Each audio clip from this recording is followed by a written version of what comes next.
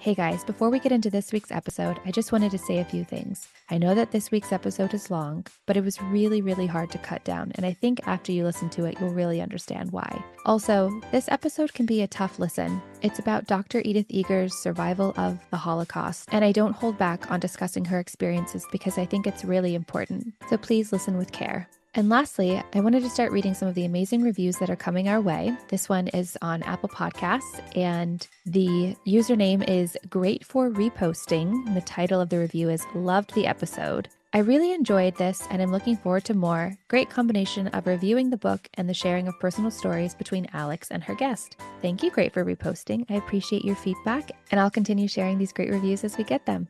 Okay, it's time for the episode.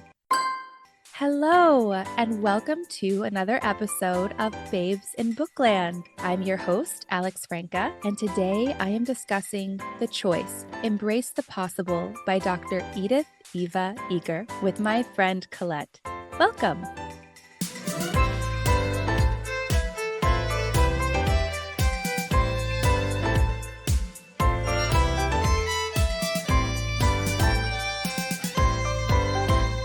Hi, Colette. Hey, so nice to be here. Thanks for having me. Thank you so much for discussing this very heartbreaking and important book. And thank you so much for recommending it to me. This book tore me open and transformed me in a way that I was not expecting. And you didn't tell me anything about it.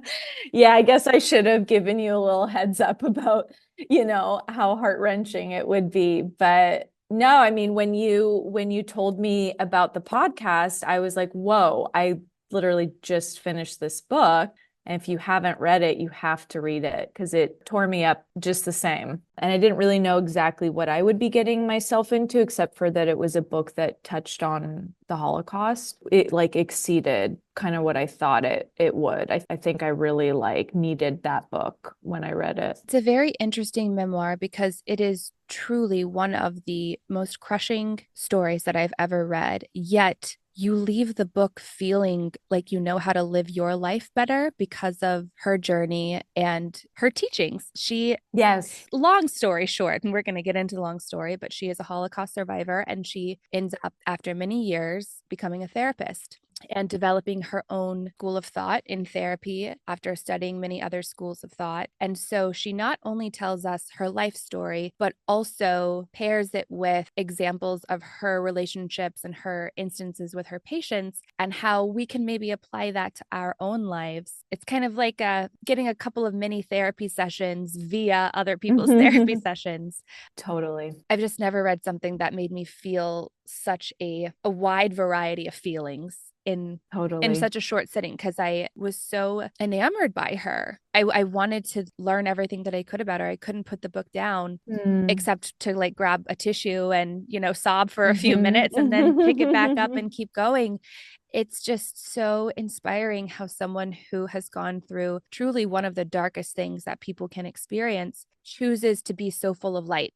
And that's really what the book is about. The choice that we all have to choose light over dark. I know. I mean, that's something that has always really inspired me to get out of my own darkness. Cause that's the thing too, is because she's a therapist and I'm a therapist, this book really showed me that and reminded me. And it's something that I kind of feel a lot of times when I'm sitting in the room with clients that pain is pain. Even if we don't have the same story in life and we've gone through different painful events, pain is pain. And just the common humanity that we all share is so needed, I want to say, in this world, and feeling seen and feeling heard.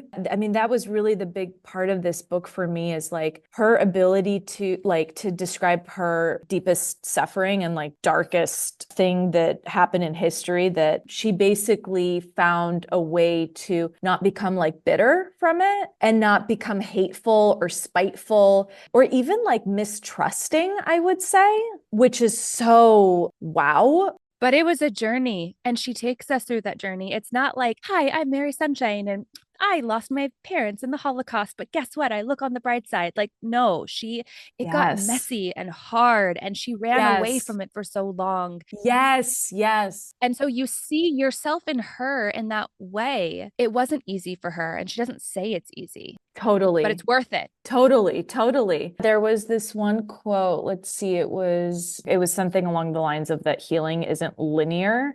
And Yes, I wrote that oh, down. nice, nice.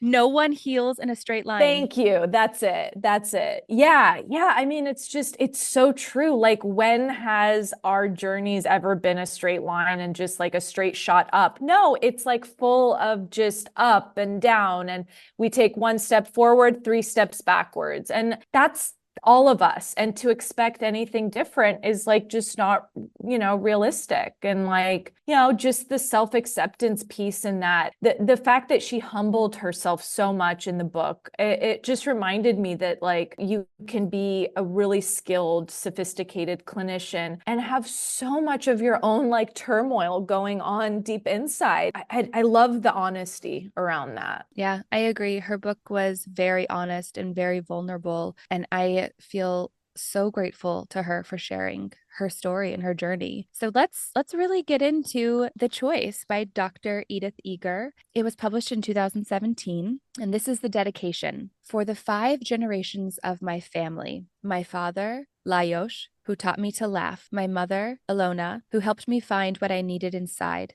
my gorgeous and unbelievable sisters, Magda and Clara, my children, Marianne, Audrey, and John, and their children, Lindsay, Jordan, Rachel, David, and Ashley, and their children's children, Silas, Graham, and Hale.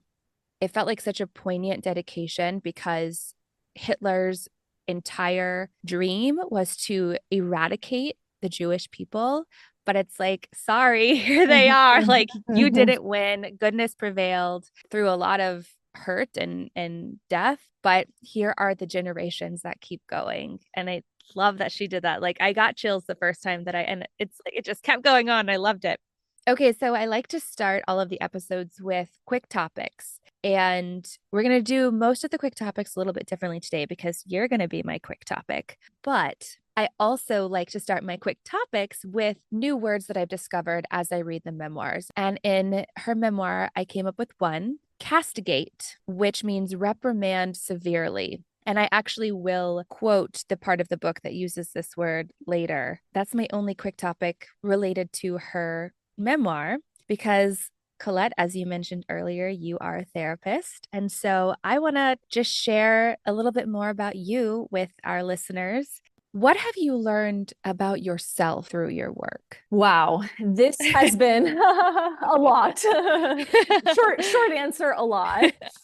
But yeah, no, I mean, I definitely came, especially as an early therapist, wanting to do a good job and coming from a background where my role in my own family was always to be a good girl. I think the desire to please has definitely been one of the biggest learnings for me, is to just be authentically myself. And if someone's down for the ride, great. And if not, then that's okay too. And like, not really taking that too much to heart or too personally, because I've just learned to like appreciate the fact that I'm a delicate person. I know how to be very soft, very kind, very compassionate, have a lot of empathy. And I also know how to challenge my clients. And I think it's been great to watch myself be able to not really worry if someone's going to be upset or mad, and just trust my gut and be really authentic. That's been one of the best lessons. Your clients are so lucky to have you. Therapy is such a special tool and it can feel out of reach for people. It's hard for somebody to spend time on themselves because it just feels like there's so much other things that like have to get done. Do you have any piece of advice or anything that you would say to somebody who's kind of in that place? Like, it's expensive. I don't know if I'm worth the time and the money. Yeah. Number one, like I used to work at a community clinic, which was wonderful. And those are readily available across all cities, really. And now with Zoom being an option, I feel like it's even more accessible. So there's a ton of sliding scale clinics that are just what we would call like a community clinic. And it would be interns working under the supervision of a licensed clinician. The other thing too is like most therapists, including myself, will designate some spots for sliding scale clients that can't afford the full fee of therapy, which can definitely get pricey. So there's that. Great. People might not know that. Kind of try to steer away from memes or like Instagram therapy. Yeah. Even though it can feel tempting to want to diagnose ourselves, you know, through those channels. This is something that it's important. You're important and you deserve to be able to work on yourself and move past your trauma. And sometimes you need help. Yeah, you don't even know how deep your fullest potential can be until you allow yourself to kind of go deeper and look at that and look at yourself in different ways. And I think it can be really invaluable. And whenever I have someone who's unsure, the thing that I see the most is just a lot of benefits and not a lot of risks. Yeah, that's true. Well, speaking of diving deeper, let's really get into Dr. Eger's story. Typically, I refer to my memoirists by their first name. Edith. I think I'll just go with Edith. Is that rude? Should I call her Edith or should I call her Dr. Eger? I think you can call her Edith. She calls herself Eddie a lot in the book too, so I don't think she cares. Okay, cool. Okay. As we've already talked about, this is a story of Holocaust survival. Edith writes, "Memory is a sacred ground, but it's haunted too. It's the place where my rage and guilt and grief go circling like hungry birds, scavenging the same old bones. It's the place where I go searching for the answer to the unanswerable question. Why did I survive? It took me many decades to discover that I could come to my life with a different question. Not why did I live, but what is mine to do with the life I've been given." Wow. Her life before the concentration camps, she writes, "Our childhood memories are often fragments, brief moments or encounters, which together form the scrapbook of our life. They are all we have left to understand the story we have come to tell ourselves about who we are." Which I thought was such an interesting way to put it, because you come to a point in your life where when you look back, you start to realize that your memory is narrowed through your own scope of what your reality was at that time. And it's been proven, right? You hear stories of people having completely different recollections of the same event. It's just, for me, it's such a reminder that there's always work to be done in letting go of things that were out of your control as a child, things that you were taught as a child that don't serve you anymore. I think we all kind of inherit some of those things from childhood that as we get older, we're like, oh no, like, wait, I don't want to carry that anymore. Or I don't want to do what was done to me as a kid. That doesn't feel good. Yeah. And the first step is recognizing it, but it's hard to shake some of those habits and those thoughts. She did such a nice job, I thought, in this book of making both her mom and her dad to be very human, not black or white, but just very flawed. And yet her love for them was very strong. The way she described their quirks, or like with her mom, like her mom could be really critical at times and like kind of mean. Right. She grew up with two sisters, Magda and Clara, and Magda was the pretty one, and Clara was the violin prodigy. Edith writes that her family calls her Detsuka. And so she would say, "Detsuka, it's a good thing you're so smart because you're not pretty." Yeah, like pretty gnarly. But it is really interesting how, as children, we try to find our place, our box within the family. What do we check off? What is our place here? Sometimes your parents spell it out for you easily, like in Edith's case, but they were very close. They were very close. And Edith enjoys gymnastics. She's also a ballet dancer. And she understood that her parents had a marriage of convenience, not the crazy romantic love that she wanted. She writes, "What we call love is often something more conditional, the reward for performance, what you settle for." You really feel her yearning to do it differently with more passion than the way that she saw growing up. Like even the way she describes her dancing, I'm always like, wow, you could feel just this life force inside of her, even though she was like really small, right? Kind of like Scrawny. yeah. And yet inside she was bold and full of life. I want to celebrate life and enjoy life for all it's worth, you know? Exactly. I completely agree. She writes about her hometown. The creation of Czechoslovakia changed her hometown of Kassa, Hungary, to Kosice, Czechoslovakia, and her family became double minorities. They were ethnically Hungarian that lived in this now predominantly Czech country, and they were also Jewish.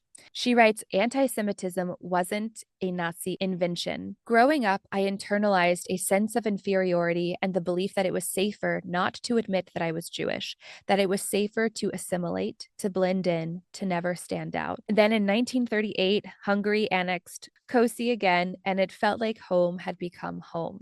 In 1938, tensions are growing. That's the year that Nazi Germany invaded Poland, and the Hungarian Nazis, called Nailas, that sounds very right. Yes. they move into the apartment below Edith's family and then later evict them. Many Jewish people have started to flee, including Edith's aunt, who had moved to America years before, but her family doesn't flee. In 1940, Jewish men in the town are being rounded up and sent to concentration camps, but they don't come for her father yet. She writes, we used denial as protection. If we don't pay attention, then we can continue our lives unnoticed. We can make the world safe in our minds. We can make ourselves invisible to harm. And this quote stopped me because with so much of what's going on in our world today, even narrowed down to in our own lives, the things that we choose to ignore that are still hurting us, can be really scary to open up your eyes to. Yes.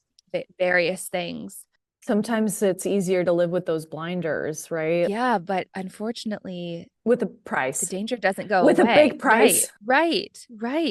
I feel like in our country for so long, even as women, right, with the overturning of Roe versus Wade, there was such this feeling that would never happen. That would never happen. And then it did. Right. And now we're having to pay the consequences. And so right. It's like, what else can we open our eyes to and be proactive about? Climate change. We cannot just continue to ignore and hope that it goes away. Like, we have to take action. It is affecting us, whether we believe it or not. It's affecting us and it's affecting the people we love. Then, of course, deciding what to do is a whole nother step. Totally. There's a safety in ignorance, but we just can't afford to be ignorant anymore.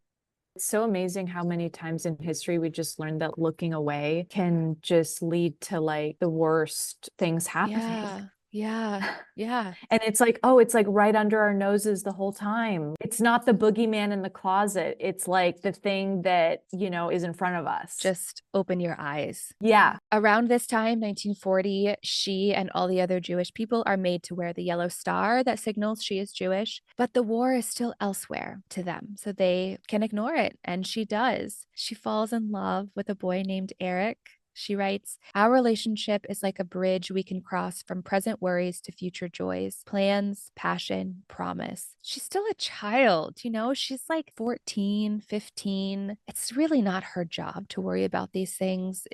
This is very much an adult responsibility. And so you see her cling to the things that give her hope. And she talks about the plans that she and Eric would make. Even later, when she's in the concentration camp, her plans, her future with Eric, that's one thing that keeps her going through so much of it. Hope is a very necessary thing. It's essential, I think. I think it's what helped her survive in the book when she talks about like that death march and how she was like a handful of people that even made it. I'm like, man, the thing that kept her going, and Viktor Frankl talks about this too, is like that hope. And how like that unwavering hope that like there's got to be something better on the other side of this crazy thing that's happening. This nightmare, this hell on earth. Hell, yeah, hell, it can't be. And she'll talk about those like moments of humanity that she has with people. So those like glimpses of like goodness. So how would you, Colette, if somebody came to you and said, I have no hope, what is there any advice that you would give them? How would you ignite hope within someone who's lost it? I know each case is so specific, but Yeah, I mean, I think that definitely in the more like depression realm of things, things can start to feel and look like everything is negative and like you're just kind of living under this dark cloud and you don't know how to get out of it. So I think you start with really simple things. Pattern disruption is really important when you find yourself in like a stuck place. Something as simple as brushing your teeth with the opposite hand that you normally brush your teeth with. If the brain is in like a stuck place of depression, hopelessness, lack of motivation, it's really important to like wake up the brain because the brain needs to be woken up. okay. Pattern disruption is something we talk about a lot. So a lot of novelty, freshness is really good for the brain. Wearing something that you would never wear before, trying a recipe or eating something that you would normally not eat. Really waking up those neural pathways in the brain to something new and novel helps get us out of these like down, depressive, hopeless states. That's really, really cool. I've never heard somebody articulate it in such a simple and easy to follow way. And it seems really doable. It's like, oh, just brush my teeth with my left hand. Oh, try this different flavor of ice cream, even. Yeah. These things you can do, you can do them. Yeah, totally. Because a lot of times things just feel so overwhelming. Like when we find ourselves in like rough spots in our lives, it feels like we have to find a resolution or solution right away. And it's really starting really small and then building off of that. That's so important to know because you're right. It does feel like you have to have this huge transformation like so quickly, but everything starts with just one little change. Mm-hmm. So back to Edith. Her father does get taken to a forced labor camp. One day, Edith comes home and he's just not there. But Magda is able to visit him, and later he is able to come home. They release him for Passover. That's what they tell him. Clara doesn't come home for the holiday. She is studying in Budapest, and her professor won't allow her because he received news that the Jews would start being taken away in the morning. Alona, Edith's mom, discovers this news because she traveled to the consulate and she comes home to tell them. And Edith's dad is like, "Why did you come back here?" Basically saying that she should have left and gone to Budapest and saved herself. And Alona says that she couldn't leave the rest of the family behind. Edith writes, "Later, I'll learn this isn't just their usual quarreling, that there's a history and a weight to the dispute that they're having now. There are the tickets to America my father turned away. There's the Hungarian official who approached my mother with fake papers for the whole family, urging us to flee. Later, we learned that they both had a chance to choose differently. Now they suffer with their regret, and they cover their regret in blame." Oh, here it Yeah. comes. I'm starting to get emotional. I knew I would. I can't imagine being in that position as a parent, to Hmm. feel like you've potentially failed your family. She wanted to go back to them and get through whatever came next together as a family unit, however they could. But it is heartbreaking to realize that they had an opportunity to flee. That night, they are taken away. As they sit in the wagon waiting for what's next, Edith writes, "In my catalog of regrets, this one shines bright, that I didn't reach for my sister's hand." Oh, yeah, yeah. I do want to let the listeners know that both Edith and Magda do survive the Holocaust, as well as their sister Clara, but their parents do not. She gives a crushing account of the way that she and the others are treated as they're first being taken to a factory. So they're rounded up in the town and they're brought to a factory there. There's no food. Women are crying because they're babies who need milk. And their milk is drying up. She searches for her grandparents, but she can't find them. She can't find Eric and his family. They hear rumors about an internment camp where they will be taken to work and live out the war with their families. That's what they're being told. When her section of the factory is evacuated, she's piled into a truck. And just before it pulls away, she hears Eric's voice. He tells her that he'll never forget her eyes or her hands. And she has this mantra in her head: if I survive today, tomorrow I'll be free. She repeats this over and over throughout the memoir and throughout her time during the Holocaust. The truck takes them to a train where they are stacked on top of one another like cattle. There's one loaf of bread for 8 people to share, one bucket of water, one bucket for waste. People die along the way. And she elaborates on all of this in the book. And if we had time, I would read every single detail of this because I think it's really important and I think the details matter and the people who survived and didn't survive this atrocity matter. And when we forget how horribly innocent people were treated, how inexcusably evil this entire thing was, I think we fail the people who went through this, whether they survived or not. Thank you for what you just said. Thank you for honoring this book so beautifully. Oh, seriously. thank you. No, I like, it's like touching me right now, just hearing your ability to speak to what happened and the people who, and you're not Jewish, and I just appreciate that. So thank you. Well, of course, I'm so thankful that she wrote this book and she told her story, and other people like Viktor Frankl told their story. It's really important.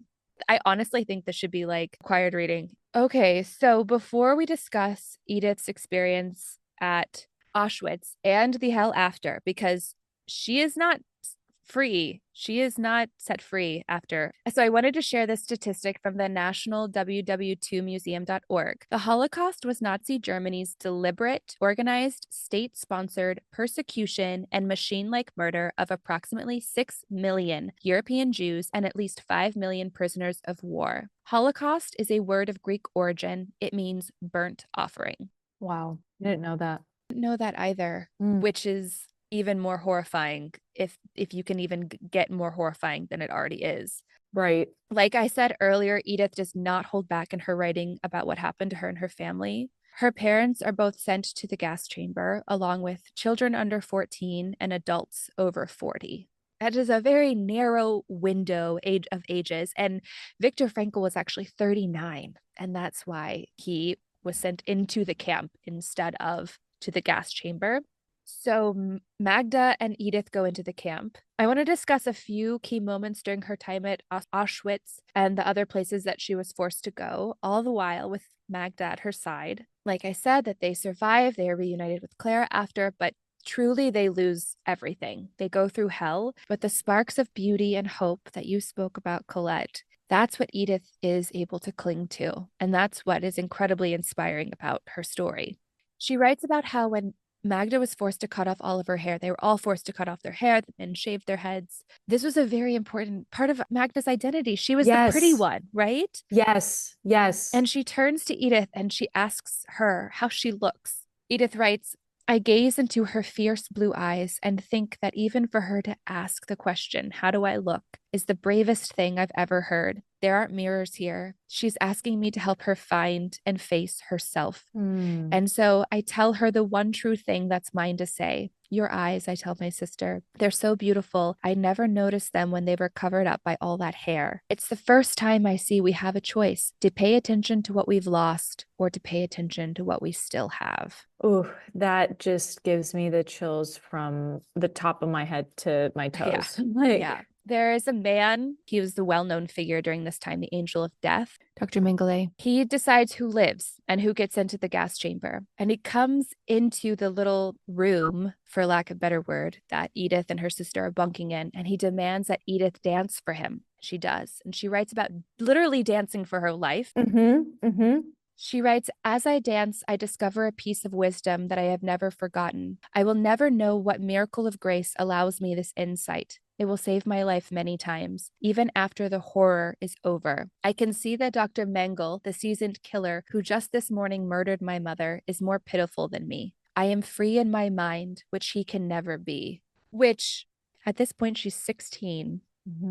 She really has such a depth to her soul, I feel. When you think about her spirit and how strong her spirit was, it really is truly hard to comprehend. It's hard for me to even wrap my mind around it. I agree. She just continues to inspire me to think differently, to focus on the choices that I make day to day and how I choose to move forward in the world. Because she just shows you how she did it. Even just to recognize in that moment that her sister needed something, and her sister needed something in that moment to not bear the burden of like, okay, I'm just like another like dehumanized like person in this crazy evil thing. I think she was the younger sister, right? And she was so connected to each person in her family in such a way. She always like wanted to, I mean, probably why she became a therapist, but like she knew that she could do something to help them connect to the goodness that was still left, even though there was barely any left over. Yeah. I was like, she had that amazing ability to like find something to hang on to. And it's like, you know, Magda, your eyes, they're beautiful. I don't know. It's just unbelievable. Really, really is. After she dances, he rewards her with a loaf of bread, and she shares it with her sister and her bunkmates, and she feels grateful to be alive. In 1944, she and Magda are evacuated from Auschwitz as Poland and the Americans close in. First, they are taken to a children's summer camp where they work in a nearby thread factory. And she writes about how their hands were bloodied by the machines, how they survived on potatoes and their skins. Edith writes, "We've escaped the gas chamber, but we'll die eating potato peels," someone says. And we laugh from a deep place in us that we didn't know still existed. We laugh, as I did every week at Auschwitz when we were forced to donate our blood for the transfusions for wounded German soldiers. Wow. Wow. Wow. I know. I couldn't defy my oppressors with a gun or a fist, but I could find my way to my own power. And there's a power in our laughter now. Wow. Okay, and you said, wow, can we just take a moment? The cognitive dissonance that must have been going on to feel like a group of people are so beneath you, so unhuman, so they're vermin, right? But yet you will take their blood and put it into the bodies of your precious German soldiers. Crazy. It really, that was crazy. I had no idea that that was going on until I read the memoir. That after everything, the Jews were also donating blood to the soldiers that were killing them. Just having a hard time with that one. Yes, you can't make sense of it because it's so there's no making sense. But that's the thing that she kept speaking to in this whole book, was how our power is within ourselves, and someone can try to take it from us, but we can retain that power of like choice that she keeps talking about. I mean, that's what her book is about.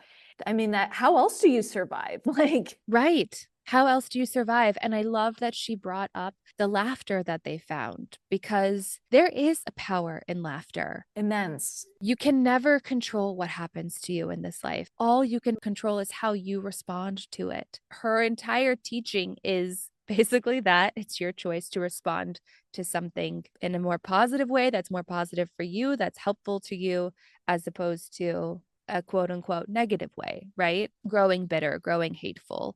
So after a few weeks of being at this new place, this factory, they're put on another train and it's bombed, allowing Edith a chance to escape. But she can't find Magda and she won't leave without her sister. Magda tells her that she should have run, but Edith writes that Magda was her guiding star. And as long as she was near, she had everything she needed. Wow. Yeah. Later, Edith is terribly sick, suffering from a horrible fever and infection. There's another bombing nearby. This time, Magda has the chance to run, and she doesn't. And she's been kind of keeping Edith hidden because they were shooting girls that were sick and unable to work. She would have been executed had Magda not hidden her. They're made to march endlessly. During a stop to sleep, there's no food for another X amount of days in a row, and Edith sneaks out to get food and is caught by a guard, cocks his gun as if to shoot her, but instead just pushes her back into the building, but not before she was able to grab some small carrots to bring to her sister. She writes, "The carrots are proof of a secret power. I shouldn't have risked picking them, but I did. I shouldn't have survived, but I did. The shoulds aren't important. We are so sick and undernourished that we can barely walk, much less march, much less work. And yet the carrots made me feel strong. If I survive today, tomorrow I will be free." I sing the chant in my head. Wow. The guard from the previous night comes into the room looking for her the next morning, asking for the little criminal, and she's certain that she's going to get executed. But instead, he tosses her a loaf of rye bread. She writes, he said, "You must be very hungry to do what you did. I wish I could meet that man now. He's proof that 12 years of Hitler's Reich isn't enough hate to take the good out of people." Wow. You know, you brought up earlier that there were these little literal carrots of hope that were able to keep her going. So they continue this march to Mauthausen. She writes, "It's an all-male concentration camp at a quarry where prisoners are made to hack and carry granite that will be used to build Hitler's fantasy city. I see nothing but stairs and bodies. The stairs are white stone and stretch up and up ahead of us as though we could walk them to the sky. The bodies are everywhere, in heaps, bodies crooked and splayed like pieces of broken fence, bodies so skeletal and disfigured and tangled that they barely have a human shape. We stand in a line on the white stairs, the stairs of death, they are called.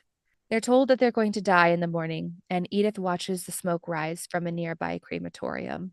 She writes about how she doesn't want her last thoughts to be angry or despondent, so she thinks of Eric and their love. She thinks of how she's going to die a virgin, and it was such like an Totally. innocent. It reminded you she is So still just a young. child in all of To- this, so young, and to have the thought of like, "Oh, I'm never going to know a man's loving Mm. touch." And she writes about how she thinks about all she's lost and also all that she's going to lose out on. All around her, everyone, her sister, the others, they've lost their faith, refusing to believe in a God who could let something like this happen. She writes, and yet I never found it difficult to see that it isn't God who is killing us in gas chambers, in ditches, on cliff sides, on 186 white stairs. God doesn't run the death camps. People do. Mm. Picture God as being like a dancing child, sprightly and innocent and curious. I must also be if I am close to God now. I want to keep alive that part of me that feels wonder, that wonders until the very Oof. end. It is really hard to come to terms with faith when forced to see these horrible acts committed by humans. I don't know. I think honestly, it is something that I still struggle with. I guess she kept choosing to believe in something bigger than just the evil, bigger than just herself. Yeah, I work a lot with people in addiction, substance use, and a lot of what gets talked about in AA is just like a higher power, and it doesn't have to be God. It can just be like a higher power, like even the universe. And I do see a lot of benefit in believing in something bigger than just ourselves. So whether that's God or something else, I think there's a lot that we can get out of that. And certainly when someone is going through something, you could either choose to desert your belief in God, or you could choose to like really double down and pray. And, so it's such an individual choice what we make or what we do with that. And I don't think anything is right or wrong. It's just what we choose. But I don't know how she kept that alive for herself. I really don't, because I haven't gone through what she went through in her life, but I've struggled with that doubt in my mind. And I know a lot of people do. I don't know. I don't know how she went through what she went through and still kept that going. I don't know. I really don't. Me neither. Me neither. Again, it just feels like she's so incredibly special, and it's so valuable that she has shared her story and her gift with the world so that we can, even if we gain like one tiny ounce of Mm-hmm. different perspective Mm-hmm. or different way of thinking from reading this book, she's changing so many people for the better who get access to her story. Okay, so her story continues somehow, inexplicably. They aren't sent to their deaths there. They're told to march again. She writes, we are so weakened by then that only 100 out of the 2,000 of us left will survive. Magda and I cling to each other, determined to stay together, to stay upright. Every part of me is in pain. Every part of me is numb. I can't walk another step. I ache so badly, I can't feel myself move. I don't know that I have stumbled until I feel the arms of Magda and the other girls lifting me. They have laced their fingers together to form a human chair. You shared your bread, one of them says. To think of all of these young women, these girls really banding together when they can barely walk themselves to lift this other girl. What an image. It's just incredibly moving and incredibly beautiful. They arrive at Gunskirchen. This is not a death camp, but still a place where everyone is dying because at this point they're ravaged by infections. They have open sores. There is no food. They're starving. Edith is unable to walk. She's actually broken her back, but she doesn't know it at this point. She writes about sleeping most of the time. But when she's awake, she's in and out of lucidity. And at one point, Magda has gotten a can of sardines from the Red Cross because they've been able to deliver aid somehow, or sort of aid, because Magda and Edith can't open the can. They don't have a can opener. She writes, even a good intention, a good deed becomes futility. My sister is dying slowly of starvation. My sister holds food in her hands. She clutches the tin the way she clutched her hair once, trying to hold on to herself. We are the dead and the near dead. I can't tell which I am. Mm. She's unsure how much time passes, but suddenly American soldiers are there. She and Magda are too weak to use their voices or raise their hands when called out to, so they are mistaken for dead. They're just basically piled up. She's under some people who have died. She's on top of some people. Edith writes, the soldiers are leaving, but somehow the light reflects off of the sardine can that Magda is holding. And when they turn back to them, Edith writes about dancing in her mind, making her body be seen. And I can only imagine that somehow she is able to twitch or move or something because she gets their attention and she and Magda are taken out of the rotting pile of dead bodies and put together on the grass. She writes, we have survived the final selection. We are alive. We are together. We are free. So that's her story of surviving the physical violence and toll of the Holocaust. But as we both know, and as our listeners can expect, her survival story doesn't end there. The soldiers take Magda and Edith to Austria. She writes, no one wants us. Hitler has been dead for less than a week. Germany is still days away from official surrender. The violence is waning across Europe, but it is still wartime. And we survivors, we former captives, are still the enemy to some. Parasites, vermin. The war does not end. Anti-Semitism.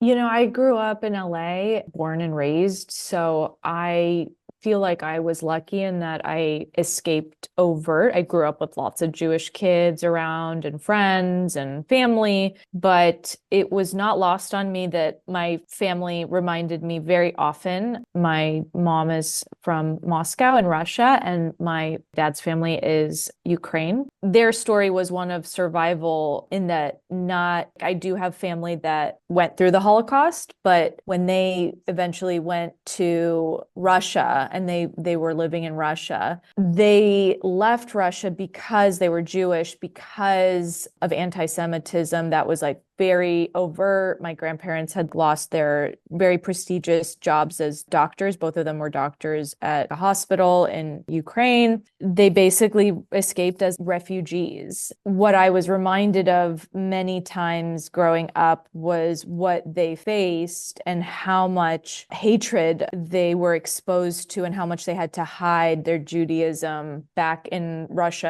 and Ukraine. In my lifetime, escaped that because I was born in America and in LA and didn't really luckily have to go through anything like that. But there were plenty of like stories that I heard and just like the survival that like my family had to endure in order to come here to build a life for me and my sister, to not have to kind of go through what they endured. They wanted you to know. They didn't hide it from you or keep it from you. No, on the contrary, it was something that they felt they had to share, I think. I mean, I'm so grateful that they did, because I don't think I would really have a concept of how brutal life was for Jews even after the Holocaust had ended. I think that there is a misconception that the Holocaust was over and all the Jewish people just got to go back to their homes and everything was fine, the ones that survived. And that's just so not the case. Everything was taken from people. Everything. Yeah. And so many of them immigrate to other countries in order to flee continuing hostility.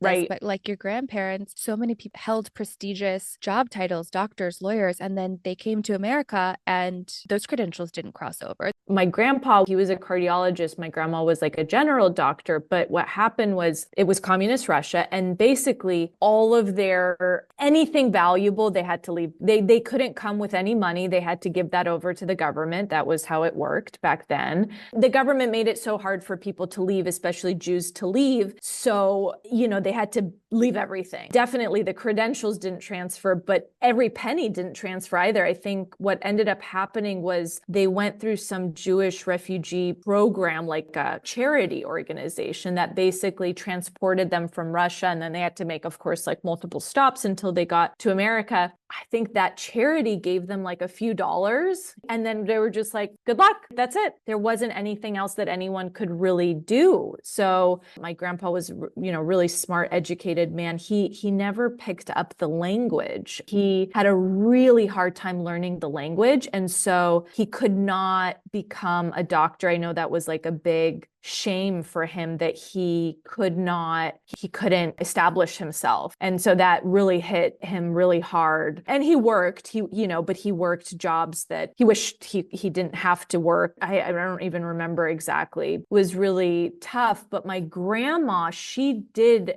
grasp the English language, and she actually started from scratch, and she became a doctor here at the age of 50 something. Oh my God. Yeah. And she kept going until she didn't even want to retire, but she did eventually. I think they forced her to, but yeah, she was someone that found a way to build herself back up from scratch. Wow. That is absolutely incredible, your grandmother's story. So let's get back to Edith and try to see how she attempts to survive. Still not the end of the horror. So she and her sister are taken to a German home, and Edith is placed in a crib because she's so tiny at this point. She's around 70 pounds and her back is broken, so she cannot walk. She writes about being afraid of what has happened, afraid of what could happen. One night, two drunken GIs stumble into her room, and Magda isn't there. One almost rapes her, but I guess in a moment of clarity, the other GI calls her a baby, and so that sobers the would-be assaulter. They leave, but then the one that almost raped her ends up giving her a lot of kindness and a lot of help. So that's very confusing, just the duality of people. What an image, like her in the crib, 70 pounds. I can't wrap your head around it. If you haven't seen the images of the Holocaust, I would implore the listeners to just see. It's something you can't really fathom, I think, until you see the pictures. And again, I know it's not for the faint of heart and it's really hard, but it's important. You have to open your eyes to it, like we talked about before. It puts things a little bit more into perspective, how they were so close to death, but yet somehow just inched towards one more breath. If I survive today, tomorrow I will be free. That was what she kept telling herself. Yeah, completely agree with you. The images are very powerful and very necessary. The emaciation that was happening and just the complete disregard for human life. We have to remember this stuff. We have to keep talking about it. We do. So Edith and Magda's recovery, I put that in quotes, is slow because their trauma is very fresh and very deep. They regain a little bit of strength and the use of their bodies over the next month,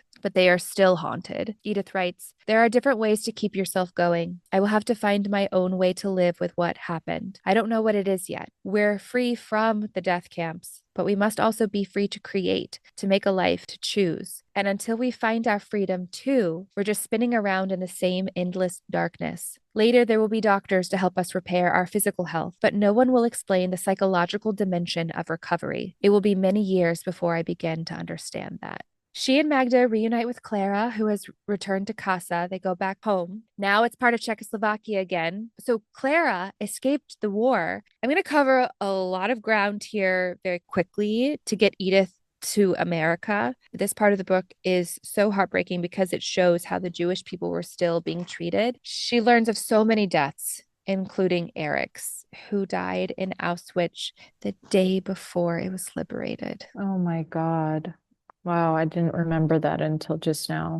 Edith is sent to a tuberculosis hospital. It's going around at the time. Her back is healed, but her doctor thinks that she might have TB because there's a lot of fluid in her lungs. She doesn't, but she stays there for 3 weeks to recover anyways. She meets Bela there, who is recovering from tuberculosis and visits a dying girl he had promised to marry to give her hope to live. They fall into a strange romance. I felt for her grief around having to let go of the idea of Eric ever being. Yeah, I totally felt what you're sharing right now. I mean, I definitely felt her hunger to be with someone and experience the sexual part of a relationship and be with a man and be close to a man. But yeah, that innocence and precious love that her and Eric shared, it was a different love, I think, that she chose with Bela. Yeah, Bela hadn't had to survive the camps. Instead, he had survived in the mountain forest, joining the ranks of Russians to fight the Nazis. She writes, "For this I am grateful. I will never see the imprint of the smokestacks mirrored in his eyes." It is interesting the people that we choose and the reasons why, either consciously or subconsciously. Yeah, there's a great book called Getting the Love You Want that talks a lot about those unconscious parts of us that are drawn towards or away from people based on like what our own personal history stories are. I'm fascinated by everything to do with that. Yeah, me too. It's really interesting. Edith writes, "This is how we heal. Yesterday, cannibalism and murder. Yesterday, choosing blades of grass. Today, the antiquated customs and proprieties, the rules and roles that make us feel normal. We will minimize the loss and horror, the terrible interruption of life by living as though it never happened. We will not be a lost generation." I'm sure as you read this, your little therapist flags were going up, being like, ding, ding, ding, you can't live as though something never happened, Edie. But, she comes to that realization. We all do it. We all try to push away our pain. It would be weird not to do that. But the further we get away from our pain, the further we get away from ourselves, and that can just be so detrimental. I mean, I've had to learn that. Most people I know have had to learn that it's actually through connecting to the pain that helps us heal, not pretending it's not there. Then it'll just come out sideways, Oh, it'll get you one way or another. Yeah. Yeah. So Bela and Edith marry. She's 19. She writes about how through him, she finds a new appreciation for her body and for life. But the absences at their wedding, their families who were killed, are haunting. She writes, "Later I will hear that we marry our parents, but I say we marry our unfinished business." I love that. For Bela and me, our unfinished business is grief. Wow. Bela is wealthy. He is in a position of power. His family has wealth. This is very dangerous at this time because he is a Jewish man. Edith gives birth to a daughter. She writes about how, as her body fills out, she remembers that this is what it feels like to be happy, and how much joy and fulfillment that it brings her to be able to breastfeed her daughter until she is full. Beautiful. But they christened their daughter as a precaution. She was so devoted to making sure that her daughter was going to be okay no matter what, and the risks she was willing to take to make sure of that. Well, it's like she's already lost everything once. Yeah. She's not going to do it again. Right. It becomes too dangerous for them to stay. So Bela makes arrangements to send a large shipping container to Israel with all the equipment needed to start a new life and a successful life there. And they do have to get there illegally, relying on Brika, which you spoke of, an underground organization that helped your grandparents flee Russia. This is the same situation. They helped Jews flee Europe during the war. So I wonder if your grandparents used this. Maybe. Claire and her husband want to move to Australia. Magda is headed for the United States. Edith is having second thoughts about Israel, even though that's where everything is set up for them to have a successful and safe life. That's where their fortune is. She wants to go to America. She has secured the papers to do so without Bela's knowledge. And to her, America is the land of dreams and opportunity, the place her mother whispered about in her ear. Bela does not want to go, but Edith gives him a choice: America with me and your daughter, or Israel alone. Bela chooses them.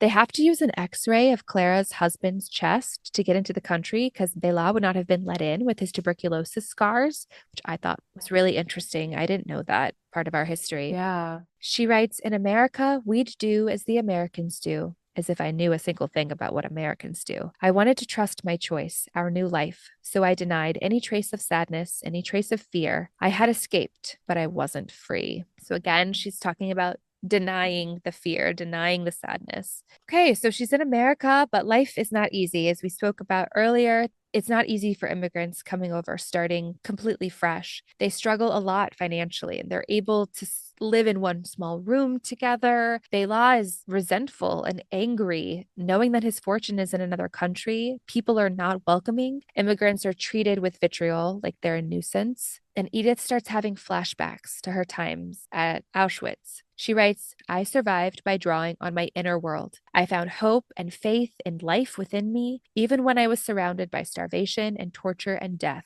After my first flashback, I began to believe that my inner world was where the demons lived. My inner world was no longer sustaining. It became the source of my pain. I tried to banish memories of the past. I thought it was a matter of survival. Only after many years did I come to understand that running away doesn't heal pain. It only makes it worse. Mm-hmm. She continues, this feeling of exile, even in my own community, didn't come from without. It came from within. It was the self imprisoning part of me that believed I didn't deserve to have survived, that I would never be worthy enough to belong. Wow. This is really the big thing that this is the big theme of her memoir, is the way that we imprison ourselves in our minds, coupled with when we refuse to acknowledge, deal with the past and the past trauma. There's a quote that talk about it a lot with clients. Wherever you go, there you are. Because a lot of people think I'll just move or go somewhere new and start a new life. And it's like, well, sure, you could do that. And then wherever you go, there you are. You still have yourself. And that's what you have to deal with. Right. You can't outrun yourself. You can't outrun yourself. That's right. Sometimes it takes people a while to learn that lesson. I think her hope is by writing this and sharing her story that she can speed up that process for some of us. Right. She begins to really reflect on her life. She writes, there is something I need to ask Magda, something that has to do with the cavity in me. But if I ask her about the feet, the emptiness, I must acknowledge it. And I'm so used to pretending it isn't there. Are you happy? I finally work up the courage to ask her. I want her to say that she is, so that I can be too. I want her to say that she'll never be happy, not really, so that I'll know the whole isn't only me. Tishuka, here's some advice from your big sister. Either you're sensitive or you're not. When you're sensitive, you hurt more. Are we going to be okay? I ask. Someday? Yes, she says. No, I don't know. One thing's true. Hitler fucked us up for sure. She knows that Magda went through the same experience as her, obviously in her own way, but she's trying to put feelers out to be like, are you feeling as much pain as I am? I feel like this is the first time that she's really trying to acknowledge it, trying to do something about it. But then Magda's response is just cover it up. Yeah, cover it up. Because if you're sensitive, you hurt. Let's just not hurt. Yeah. Yeah. She and Bella moved to El Paso and their life is better there. She has a second child, Audrey, a third child, Johnny, who has athetoid cerebral palsy. And she writes about wanting to protect her children from her past. And she struggles to keep her past trauma in the dark. Edith enrolls in college at the age of 32, taking her first psychology class, but she drops out of school to take Johnny to his various specialists. She writes about this heartbreaking time when her daughter Audrey has a friend over. An ambulance goes by, and upon hearing the siren, Audrey grabs her friend and drags her under the bed and says, "We have to hide." And Audrey's friend thought it was a game, but Edith realizes that without meaning to and without conscious awareness, she had taught Audrey that sirens signaled danger. And it was such a poignant example of the way that we pass things on to our children, the way that our parents have passed things on to us. Through our actions, through the things that we don't say. Yeah, totally. And then the way that her daughter in that example just mirrored it back to her. She writes, what else are we unconsciously teaching our children about safety, values, and love? A lot. I think that's such a really good thing for anybody who has guardianship over a child to reflect on. Okay, so back to Edith. She eventually goes back to school, and a young student asks her if she's a Holocaust survivor. And she writes that she does not know how he knows, but she says yes. And he hands her Viktor Frankl's Man's Search for Meaning. Viktor Frankl was also a Holocaust survivor, and this book is his story and his grappling with life after. She writes, I am staring directly at the thing I have sought to hide. And as I read, I find I don't feel shut down or trapped, locked back in that place. To my surprise, I don't feel afraid. For every page I read, I want to write 10. What if telling my story could lighten its grip instead of tightening it? What if speaking about the past could heal it instead of calcify it? What if silence and denial aren't the only choices to make in the wake of catastrophic loss? I obviously cannot relate to Edith, and she has a quote at the end that I'm going to get to, and she doesn't want us to compare our trauma and our pain, so I won't do it. But I suffered a miscarriage between my first and my second child, and it was really, really painful. And I went back and forth a lot between talking about it and not talking about it. But I realized that the more that I shared my story, it felt like I was giving parts of my pain away to other people who were willing to accept it. So it's like my pain still exists, but Hmm. it's like spread out a Yeah. little bit more. It helped me. Thank you for sharing, that out loud just now. Because, yeah, I think there is some inherent value in speaking our stories out loud to people. Obviously, in safe places with safe people, but I think there is real value in that and not carrying it alone. Yeah. Also learning about all the people, like, for example, that do suffer miscarriages and just the shared grief in that. Yeah. That to me is so much more helpful than keeping it tucked away inside, like it's like some deep, dark secret that I can't dare to expose to other people because there's something wrong with me. It's like there's nothing wrong with you. It's not your freaking fault that it Yeah. happened. Like, It is interesting, though, how trauma and shame feel like they go hand in hand when your trauma is not your fault. totally. But I think shame breeds itself in secrecy, right? There's also a saying, the secrets keep us sick. I really believe in that. I really believe in that. The secrets keep us sick. Yeah.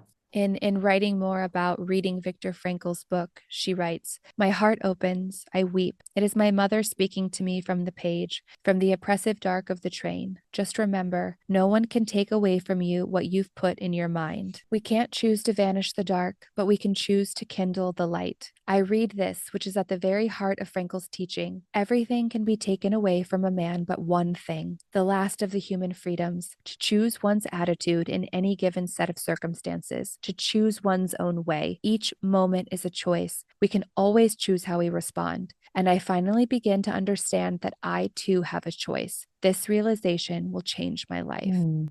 You never know where that thing comes from. A random student in a class tells her about this book. Mhm. In choosing herself and taking the journey to educate herself and take these psychology classes, because she does write about she wanted to understand why people were the way that they were, why people chose one thing and not the other, probably how people were able to fester so much hate in their heart in order to do something as horrific as the Holocaust. We're all trying to figure each other out and figure ourselves out collectively. Mhm. This book changed everything for her.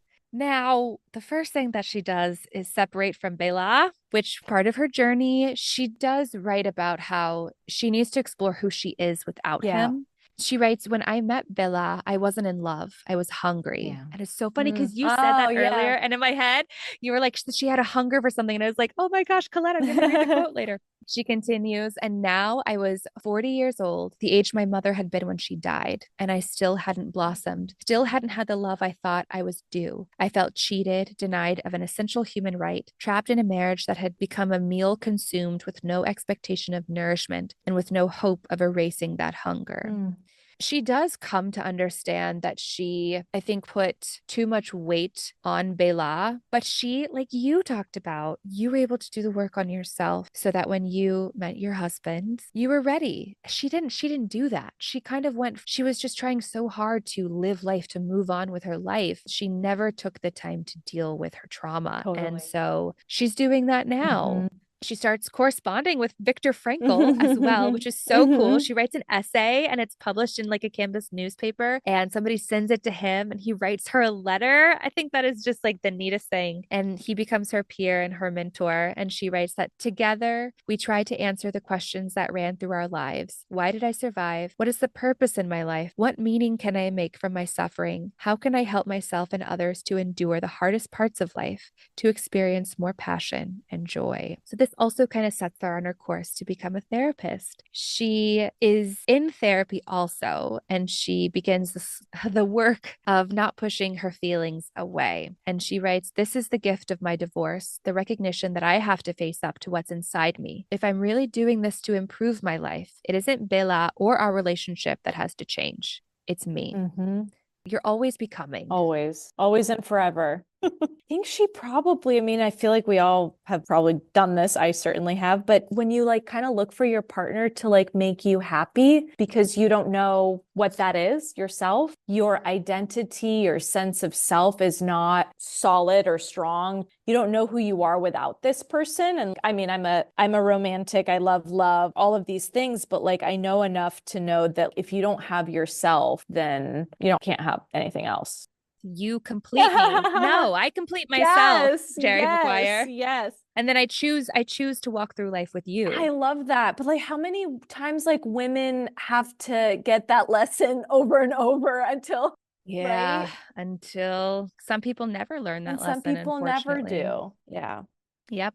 I mean, she actually writes inside, I equated the feeling of self-worth and elation with Bella's absence. Mm, If I wanted to feel that glow more often, perhaps I needed to be with him less often. Like again, mm, she's making it about him instead of making it about her. right. She does do the work and she actually finds her way back to Bella and they get married again because she understood that it wasn't him, it was her. And he does love her. And Hmm. she stopped relying on him to fill a void that no man or achievement could ever fill. She becomes a teacher. She's awarded Teacher of the Year in El Paso, and she considers going back to school to get a doctorate in psychology, but she isn't sure because she's talking to her principal and she's like, I don't know, because I'll be 50 by the time I'm done. And her principal tells her, well, you'll be 50 anyhow, which I loved because how many times do we tell ourselves, oh no, Hmm. because I can't go back to school. I'm this age, or like, I Hmm. can't change my life. You're Totally. going to age anyhow. You might as well be moving forward in the direction you want to go. Totally. I love She that. writes, in the next 6 years, I discovered that there was no reason to limit myself, to let my age restrict my choices. I listened to what my life was asking of me. Again, just Amazing. opening yourself up. She writes about the various schools of thought, and I love this from Albert Ellis. To change our behavior, we must change our feelings, and to change our feelings, we change our thoughts. Yep. There are different school of thoughts within the therapy world, right? Do you pick like a track or do you just kind of take what works for you? Do you apply different things to different clients? That's a great question. I had a specific specialty in my grad program, which was spiritual and depth psychology, which is studying more of the psychodynamic theories, is what it's called. I would say it's like more deeper kind of work, like attachment stuff and trauma stuff and childhood stuff and, how that all connects. I think the best approach is just meeting a person where they are, collaborating with them together to decide what they need. I think it's just more like the human need in the room. That's the most important. Everybody wants to just feel like a human in the room, not like Like a checklist. yeah, yeah. Yeah. She writes a lot, like the second half of her book, all these anecdotal experiences with various clients of hers. And we do not have time to get into them, but I highly recommend to our readers to check it out. But there are a couple of quotes that I do want to share about her job as a therapist. She writes, suffering is universal. Victimhood is optional. There is a difference between victimhood and victimization. Victimization comes from the outside. Victimhood comes from the inside. We become victims not because of what happens to us, but when we choose to hold on to our victimization. We become our own jailers when we choose the confines of the victim's mind. The word victim is being tossed around a lot these days. This is just a more empowering way to think of you have control over your life and the thoughts that you choose to think. Totally. That really speaks to me as well. Okay, here's another one. Why now? I asked. This was my secret weapon, the question I always ask my patients on a first visit. I need to know why they are activated to change. Why is today different from yesterday or last week or last year? Sometimes our pain pushes us, sometimes our hope pulls us. Asking why now isn't just asking a question, it's asking everything. Do you ask your clients that? Yeah, I do. I think not always, but yes, I think it's like a kind of moving question for some people because as the book kind of showed us, life is so unpredictable. Life is so dynamic. It's always changing. So it's so interesting to get a sense of like when someone is stepping into something new and like what brings them to do that for themselves because it's kind of scary. Yeah. She talks about how she names her therapy choice therapy, which is very appropriate. Yeah, nice. It's about the freedom of choice. C, compassion. H, humor. O, optimism. I, intuition. C, curiosity. And E, self expression. She writes about the various clients, like I said, that she encounters and the lessons that we can take away from them, and how by healing them, she learned to heal herself. She returns to Auschwitz, facing the horrors and trauma head on. And this is where we learn the other meaning behind the title of her memoir. This is the part of the book that made me sob harder than I have cried in a really, really long time. We learn, oh, okay, here we go. We learn that Edith is asked if her mother is her mother or her sister, and she responds truthfully, unknowingly dooming her mother to her death. Tries to take it back, but she can't. This is the moment that Edith replays in her mind, consumed by the guilt of her choice. This is what she has to forgive herself for. Wow. She writes, to run away from the past or to fight against our present pain is to imprison ourselves. Freedom is in accepting what is and forgiving ourselves in opening our hearts to discover the miracles that exist now. And I'm going to read kind of a long one, but I think it's very important. So just bear with me.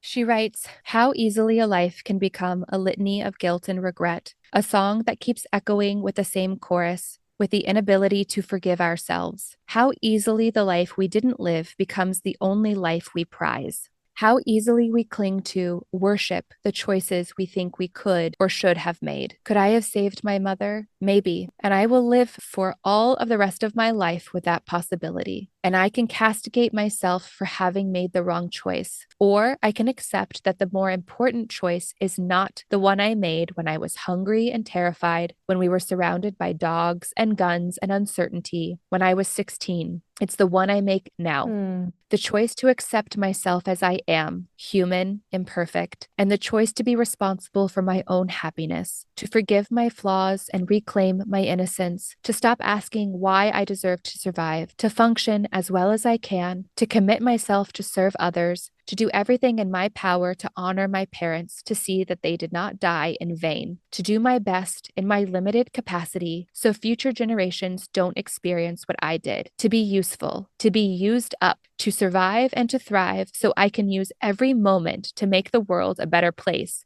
and to finally stop running from the past. To do everything possible to redeem it and then let it go. I can make the choice that all of us can make. I can't ever change the past. But if there is a life I can save, it is mine. The one I am living right now, this precious moment. What a beautiful soul. I'm so appreciative for her heart and her spirit in writing this, because it could not have been easy to relive this part of her life and to relive it in such detail. She really goes into detail. I really feel like I am changed after reading this book, for the better, for sure. Totally. Her big message is we all have a choice, right? Yeah. She writes, our minds can imprison us or help us be free. And the most important truth I know is that the biggest prison is your own mind, and in your own pocket, you already hold the key. The willingness to take absolute responsibility for your life, the willingness to risk, the willingness to release yourself from judgment and reclaim your innocence, accepting and loving yourself for who you really are, human, imperfect, and whole. It really just speaks to the journey that I think we all have to go on at some point in our life. Some of us delay it. Some of us try to convince ourselves that the more, like how Edie did, the more degrees and the more accolades we get, the more we can fill that hole. And it's not, it's like, no, like us accepting ourselves, the self-acceptance piece is just the key to it all. Yeah. But that key can be buried under piles and piles of dirt and painful things to think about. And so for some of us, that is just a lot of work. And a lot of us are in survival mode. Totally. Sometimes you don't have time to open up the closet and release the skeletons because you have to put food on the table for your children. Totally. But yeah. You are important and you are worthy of taking the time on yourself. Even if it's not diving into a deep dive in therapy, but like even just in simple ways to start being kinder to yourself, telling yourself that it's okay that you made some mistakes. Like we all have, I mean, God, like Edie's mistake or whatever you want to call it at that moment that could have killed her mom or did kill her mom. what good is going to come of her punishing herself for the rest of her life, just the same way that we could choose to punish ourselves for our mistakes or not. I know, I think you really hit the nail on the head. Why do we punish ourselves? I don't have the answer to that. It's just a question I'm thinking of right now. I think one piece of it for me would be just like it gives us some feelings of control. Like if we beat ourselves up and if we punish ourselves and, are mean to ourselves, it gives us this feeling like we're in control and that this is the only way we'll get better is if we just beat up on ourselves, that kind of thing. I think just going into criticism and judgment of ourselves is such an easy path to go. And obviously our mental health suffers a lot as a result. But unpacking that the way that Edie finally did felt like she chose, or she saw that she didn't have to live with that. She was going to live with the pain, like you said it earlier, like you still live with the pain, but your relationship to the pain changes. Yeah, well said. Thank you, Colette. Thank you for discussing and showing me this important and incredible, moving, transformative book. I like to end each episode with some memorable quotes that I didn't get to. There are too many in her book. Yeah. I mean, really, her book is full of so many little quick nuggets, little lines that you can repeat to yourself or write on your mirror or something, so that you see it every day. But I think this is an important one. So I want to end the episode with this. She writes, "There is no hierarchy of suffering. There's nothing that makes my pain worse or better than yours. No graph on which we can plot the relative importance of one sorrow versus another. People say to me, things in my life are pretty hard right now, but I have no right to complain. It's not Auschwitz. This kind of comparison can lead us to minimize or diminish our own suffering. Mm-hmm. Being a survivor, being a thriver, requires absolute acceptance of what was and what is. If we discount our pain or punish ourselves for feeling lost or isolated or scared about the challenges in our lives, however insignificant these challenges seem to someone else, then we're still choosing to be victims. We're judging ourselves. I don't want you to hear my story and say, my own suffering is less significant. I want you to hear my story and say, if she can do it, then so can I." Beautiful. And that is what I wish for all the of people us in my life that I love. I wish for our listeners today. Yeah. I hope that everyone listening to this sees the empowerment of knowing that you have a choice in your life. Pick up this book and read it if you haven't done so already. It will change you. It will break you open and you'll be put back together a little bit differently than when you started. It's an important story to tell. And just the added bonus of her also being a therapist and having all these little nuggets of wisdom. Totally. And I thank you for all of your nuggets of wisdom today, Colette. Thank you so much for talking with me today and sharing a piece of yourself with us. Thank you for having me, Alex. And I really enjoyed this and the way you honored Edith's story and the story of, I think, a lot of people who went through this tragedy. Thank you. Thank you for that. I love you. Yeah. Love you. Bye, Colette. Bye. Thanks for listening to Babes in Bookland. To access the full version of this episode, you can subscribe on Apple Podcasts or support us on Patreon. Visit babesinbookland.com for more information.